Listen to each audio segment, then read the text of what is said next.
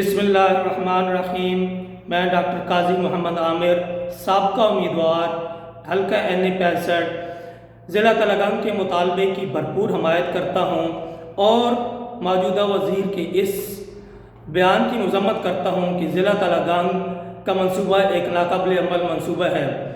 ضلع تلنگانہ کی 50 سالہ تاریخ میں کبھی بھی ایسا موقع نہیں آیا کہ کسی منتخب نمائندے نے یہ کہہ دیا ہو کہ ضلع تلنگانہ کا منصوبہ ایک ناقابل عمل منصوبہ ہے۔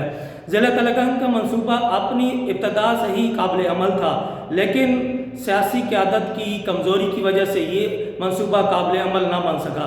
اس وقت میں یہ موجودہ حکمرانوں سے مطالبہ کروں گا کہ وہ اس مطالبے کو صوبائی اسمبلی میں اور قومی اسمبلی میں اٹھائیں اور عوام کے اس مطالبے کو پورا کروائیں۔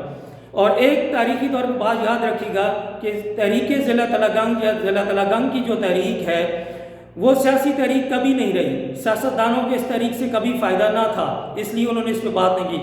ضلع تلنگانہ کی تحریک ہمیشہ عوام نے اٹھائی اور اس تحریک کو عوامی لوگوں نے اور عوام نے زندہ رکھا ہے۔